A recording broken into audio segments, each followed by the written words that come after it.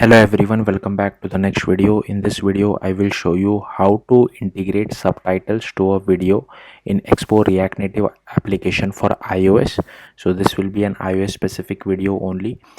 So yeah, let's get started. Also, one more thing which I want to clear at the very start of this tutorial is uh, like we will be embedding subtitles into a video, but those won't be permanent. Like suppose we picked a video from our app, we embedded the subtitles, they are visible. Now if the user goes to the Photos app and picked up the same video, then the subtitles are lost. I don't know how to, I think it is called burning subtitles into a video. I'm not sure if that's the right word, but I don't know how to permanently embed that inside a video so that even if it is used from any other app, it works. Yeah, that's what this video is all about. So let's get started. Right, so first we need to go to this particular URL to create an Expo React Native project. Now there are different templates for creating this projects. We will be using this blank TypeScript template. So I will be just copying this particular uh, like command to create Expo React Native project using this blank TypeScript template. The advantage is that it has very less boilerplate code, and it also has TypeScript support. That's why I'm using it. Now we need to give our app some name, so it will ask us for an app name. I'll just give it as my app. You can name it whatever you feel like. So let it do its thing. In the next step which we need to follow is we'll just have to go to this particular URL and just open it in a new tab. So first we need to go to the Android device, go to select development build. I have disabled EAS because we will be building it locally. Then select macOS. I have already installed this command. I have already installed this. I have already installed this. I have already installed Android Studio, and I have already done all the required setup which is necessary for which is mentioned in the documentation. Okay, then I have already set this Android home path as well, and I've also set this z shell or environment variables inside our shell. Then we need to run this particular command, so I'll just copy it, and here we'll have to cd to our app. So our app has finished installing. I'll run this command. So let's just wait for this to finish. In the meantime, what we can do is we'll just scroll down and copy this command as well. So this will basically help us to create the Android folder for us. So this will actually create the native Android code which is necessary. So I'll just copy this command and paste it. Again, this will run some things and it will create the Android folder for us, so don't worry too much about it. Okay, so that's it for the Android part. Then you will have to go to the iOS device part. Again, select development build. Here you can disable EAS. I have already installed Xcode as well. I have already installed Xcode command line tools as well. I have already installed Watchman. We have already ran this command, so we don't need to run it again. If you want, you can run it. And then we need to run this particular command, so I'll just copy this. So here you can see like before I run this particular command, here you can see for that Android command which we ran, I get this error. Now this is not really an error. It is because I don't have an Android emulator installed and I have not connected my real Android device. That's why it is throwing me this error. It's not really an error. In your case, it might have selected the Android emulator whichever you have installed, or a real device if you have connected it to your laptop. But yeah, we don't need to run it again. You can just do Control C to dismiss this, because we haven't written any code, so no point in running it again. Same thing will happen for iOS as well, but for iOS do have a simulator installed. Any which ways, we are not going to test it on an emulator or a simulator. I'll test it on a real device. Then I'll just paste this command. Now this will take a little bit of time to run because it needs to do all the CocoaPod installation as well. So let it do its thing. In the meantime, what I want to show it to you is this particular docs. So this will help us to create the native modules for us, in which we will be writing all the required necessary code. So here is the this is how we add a new module, but we'll need to wait for this iOS command to finish. So let it finish, then I'll come back and show the next steps to you. Okay, so here you can see it is asking me to run it on a simulator. I won't run it. I'll just press Ctrl C. Then, like I mentioned, we need to copy this command and paste it over here. Now this will ask us few questions like what should be our module name and all that stuff. I'll keep everything as default and just press enter, enter, enter, and let it do its thing. Now given that we have installed this particular module. For iOS, we again need to run this pod installation command for our module as well. So just go this and just paste this command as well. Again, now let it do its thing. This is just a cheat sheet which I have created, so don't get too confused. Again, this will take a bit of time, so let it do its thing. Here you can see it is installing that module. So what I will do now is I'll just remove this. Okay, I'll just open our project. So I'll just go, so here is my project. Now what I'll do is I will write down all the necessary code, come back and then explain it to you, and show you guys the output as well. Okay, now let's go through the code. So first what you'll have to do is go to modules, my module, and inside my module.ts, here you can see I have just defined a method called add subtitle.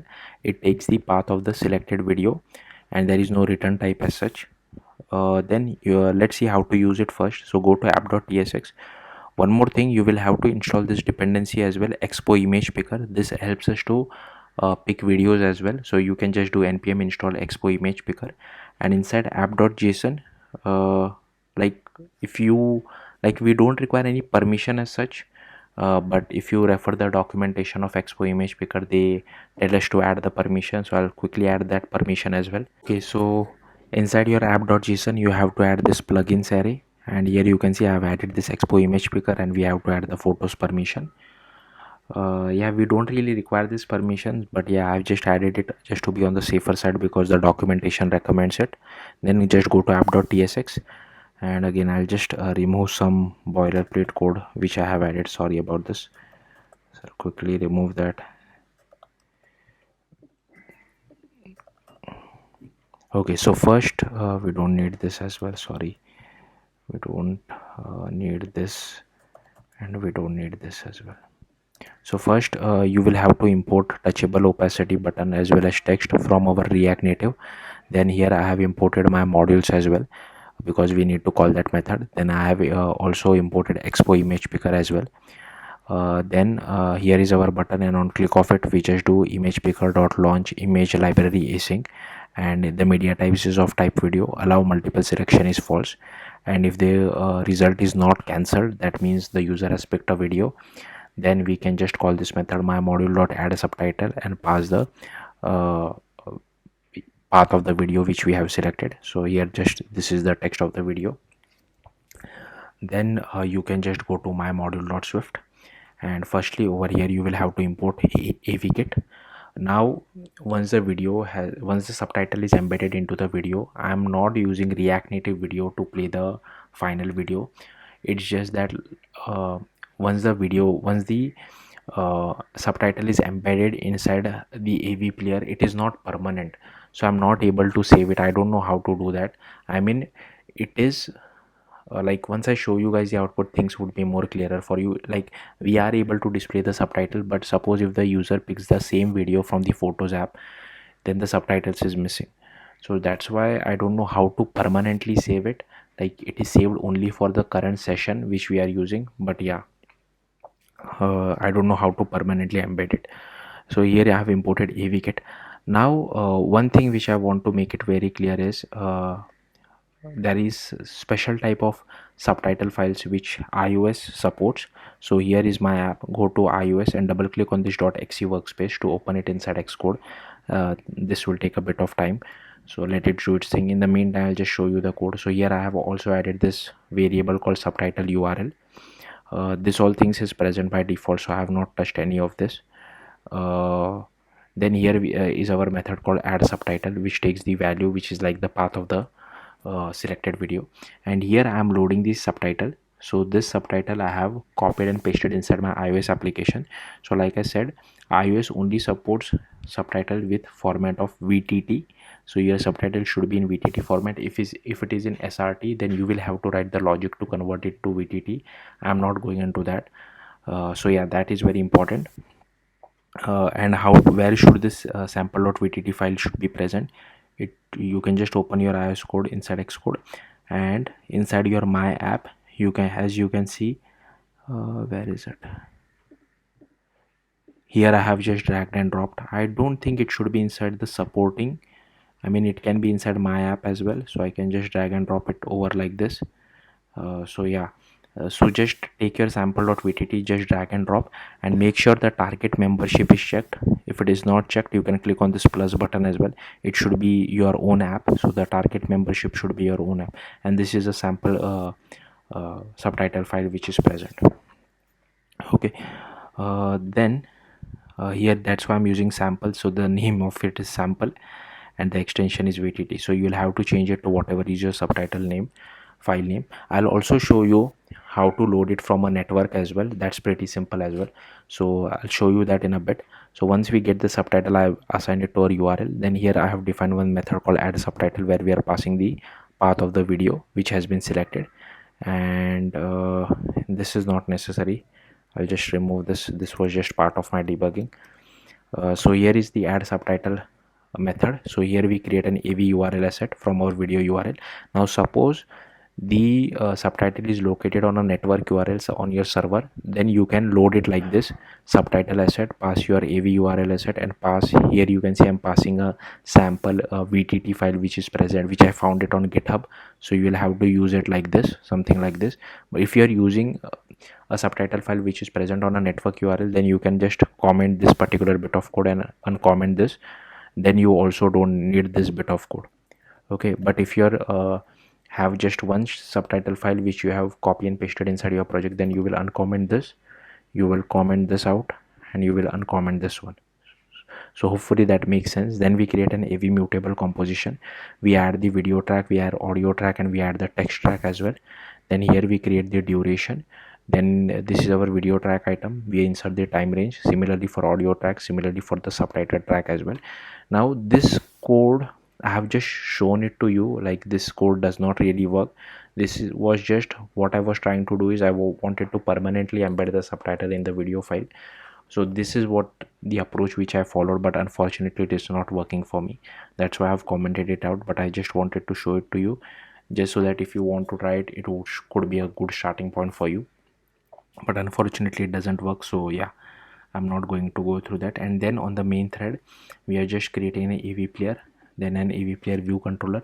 We assign it to our vc.player equal to player, and with the help of app context.utilities.current video controller, we present our video AV player view controller and start playing the video. So yeah, that's on the main thread. That's what we are doing over here. So yeah, I think that should be it. Let's see the output. So here is the output. So here I have this pick video button. I'll click on it. It will open the video picker for me, and I'll just pick this video. And here you can see it has started playing the video. So like, I don't know how to mute the audio. It is not working for me. Yeah, sorry about that. But here you can see, I mean, this subtitles are all getting displayed.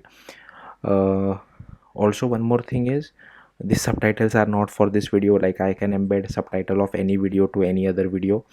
This is just for demo purpose. Maybe you can find the right subtitles for your own video. But yeah, that's it. Thank you for watching. Bye.